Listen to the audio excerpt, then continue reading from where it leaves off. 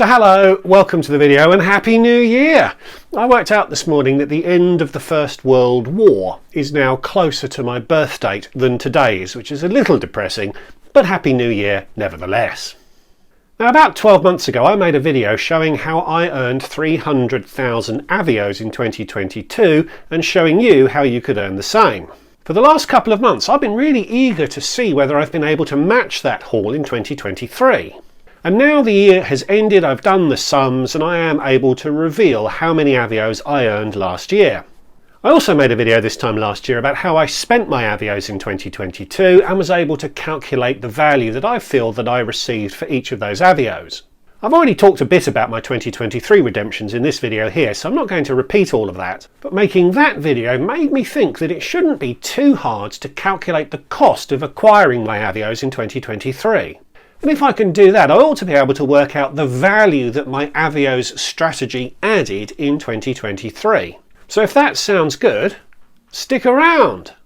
Hi, I'm Matt. I've lived in 5 countries on 4 continents. I've flown over 1.4 million miles. I've visited over 100 countries, every American state, but I'm nowhere near done. So subscribe, and you might pick up some hacks, hints and tips to make your next trip better. So I've split my 2023 earnings into 8 buckets, and first up is Avios earned from flying. I earned just under 15,000 this year, which is well up on the last year. My gold status renewal strategy began in the second half of the year, so for the first time in a good few years I've actually spent a bit of money on travelling on One World Airlines. These tickets were all bought before BA cut the guts out of the earning potential of its tickets, but I've already talked about that in this video and I'm not going to talk about it again because it just makes me angry. I'm going to value the cost of those Avios at 0. I didn't pay anything explicitly for them, they came as part of the fare. Now a full cost carrier recoups the cost of its loyalty program through its fares, which is why they charge more than a low cost carrier that doesn't run a loyalty program. So I indirectly bought those Avios as I paid a higher fare than I might otherwise have needed to, but I have no idea how much they actually cost within that fare. And I bought those flights for the tier points, and you only earn tier points on airlines where Avios come as part of the deal. So for all of those reasons I think giving them a 0 valuation is the right answer. My next source is Avios earned from converting points across from the Nectar scheme. And all of that came from shopping at Sainsbury's. There was a slight increase in the year on the Avios I earned, but neither of those numbers are particularly big in the scale of things. And I'm going to say there's no cost to acquiring those Avios here either. Sainsbury's spends money to run that scheme and has to recoup it through its pricing, so I could have got my shopping cheaper if I bought it somewhere else perhaps. But the Nectar scheme is free to participate in. Any price difference is unlikely to be huge anyway, and I would probably have continued shopping at Sainsbury's even if they didn't have a loyalty program. So a 0 cost feels right here as well. Next up is my Amex card, and I have the British Airways Amex Premium Plus card, and in 2023 I earned slightly more Avios from it than I did in the previous year. My spend in the year was actually down, but as some of that spending went to British Airways where you earn double the Avios for a BA purchase, overall my Avios went up slightly. And I obviously spent enough to trigger the companion voucher that comes with this card. I'm planning a couple of videos about the 3 main UK upgrade vouchers that you can get through credit cards or banking, so I won't talk about them here, but it is a really valuable additional benefit of having that card. But that card does come with a cost, £250 a year for me, and I'm going to apply that full cost against those Avios earned. So they cost me 0.63 of a p each to acquire. It's tempting to split the cost between the Avios and the voucher that you earn, and some of you may choose to value things that way. But I like to look upon that voucher as being a free bonus you get from having the card. Next up is the category that is the one that is trickiest for you guys to emulate without having a YouTube channel, which is Amex referral bonuses. By having a channel I'm able to scoop up quite a few referrals through the course of a year, and earn a chunk of Avios from doing so. The scheme caps you at 90,000 Avios a year. There were a couple of 2021 referrals that only showed up in 2022 in last year's number, which is why it exceeds that cap. And I was pretty confident of hitting that ceiling in 2023, but for a large part of the year, Amex offered a welcome bonus directly that was superior to what you would be able to get if you were referred through a third party.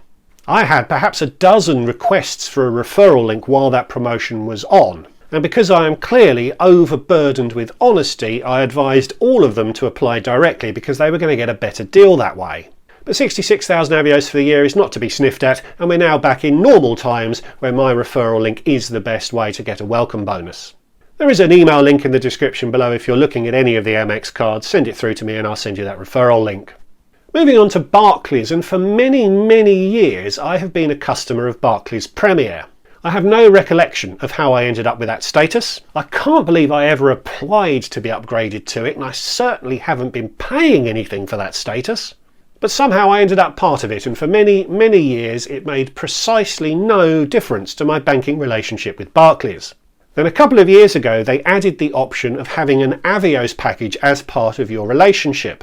For £12 a month you earn 1,500 Avios a month, which is 0.8p per Avio, which is a decent price to acquire them, so I signed up.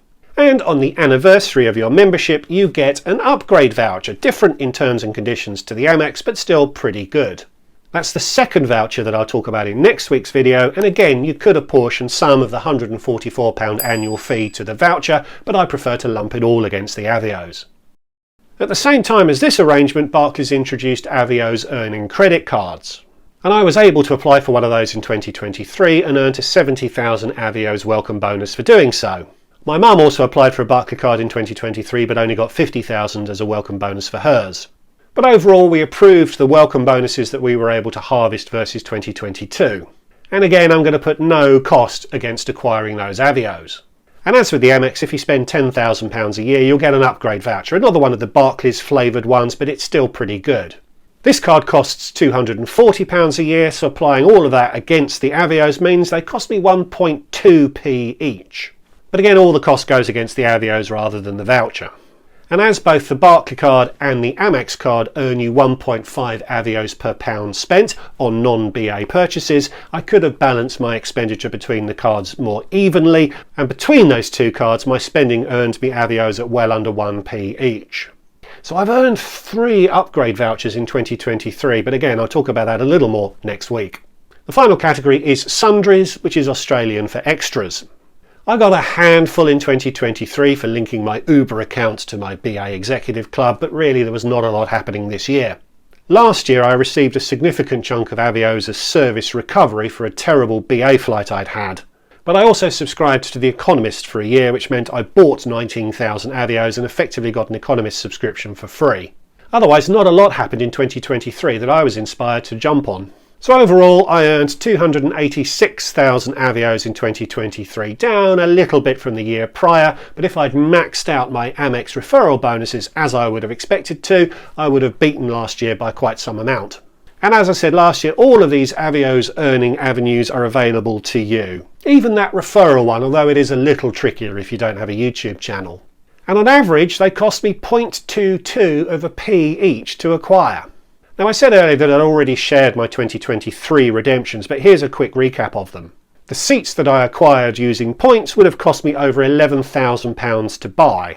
So I got 4.64p in value for every Avios redeemed. There's some slightly wonky logic in that analysis because I'm not sure I would have paid £5,000 for club class seats to and from Brazil, but you get the idea. And I used 2 vouchers as part of those redemptions, but as you've seen I'm able to value those vouchers at 0 because I've amortised the cost of the cards through the Avios that I acquired from them. So I spent 220,000 Avios in a year and got an average of 4.64p for them, and if they cost me 0.22 of a p each, that's pretty good if you ask me. And notwithstanding slightly wonky logic, that generated me a value of £9,700 on my Avios activity for the year. I'm pretty happy with that. Now those who watch my videos often may see me talking about acquiring Avios at 0.2 of a p and wonder why I advise against redeeming them for things that get you a value of 0.5 of a p. On the face of it, doing so would make good sense. But as you've seen from my redemption history, I can quite easily do far better than that through redemptions. So why would I waste my Avios by giving them back to BA at half a p when I can do far better with them on redemptions? And building from this, there are 2 last points I want to make, to repeat actually, because they are so important they bear repeating. Firstly, if you can't emulate what I've done, there are 2 ways of acquiring a lot of Avios very inexpensively. I talked about these in detail in last year's video, but firstly you can subscribe for up to 200,000 Avios a year.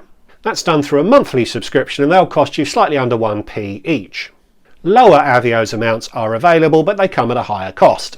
Secondly, you can now boost the Avios that you do already earn. The BA website will show you the Avios that you've earned in the last 30 days. A little underwhelming for me, but it's been a quiet month. And it obviously can be a lot higher than this if you've had a lot of activity. You can then buy up to 3 times the Avios you earned, and the cost works out to be just under 1p, again slightly better than the price you pay through the subscription. And you can buy up to 300,000 Avios a year this way. So if you already accumulate a decent number of Avios through travel or through credit cards, you could boost what you already earn, and alongside a subscription you could get hold of 500,000 Avios each year, all of them for just under 1p each. And a final point is that my Avios balance ended the year at about 310,000. That's an okay balance for me to carry, and you may not be surprised to hear that I already have plans in place of how I'm going to spend them, because I very much aim to earn another 300,000 in 2024. But even so, that balance is at the higher end of what I'm happy to carry, particularly as I tend to travel solo mostly these days. So I'll repeat my usual warning that loyalty programs exist for their operators to make more money. It's tempting to think that they exist to reward customers because their operators are nice, generous people. But that illusion is carefully created to lock in your loyalty, which means the scheme operator can look generous but still makes more money in the long run. So carrying a large balance in any loyalty program is never a good idea, as the program owner can decide at any time that their profitability would be boosted if they cut the value of the points that you're holding. Devaluations are unequivocally a bad thing. Now, for a variety of reasons, I don't think a major Avios devaluation is likely anytime soon, but there are occasionally mini devaluations at the edges of the program. And if that happens in the area where you are looking to spend your Avios, it can be really, really painful. So I advise everyone to only carry a balance that they have a reasonable prospect of spending in the next year or two. If you end up with a balance so large that you really can't see how you're going to spend them, then firstly, lucky you, but secondly, it might be time to start considering some of those redemptions which deliver lower value. For those with massive balances, doing so transfers some value from the program to you immediately, and it reduces the risk of something really, really painful happening if there is a massive devaluation down the road, or if, heaven forbid, BA went completely bankrupt and all of the points in the scheme were rendered valueless. Not likely, but I used to make a living managing risk, and that's the sort of risk that I ought to be raising with you. So thanks for watching. I hope you enjoyed it. Please like, comment, subscribe, and if you'd like to support what I'm doing more directly, there is a Patreon account link in the description below. Happy New Year. Thanks for watching. I'll see you in the next one. Goodbye.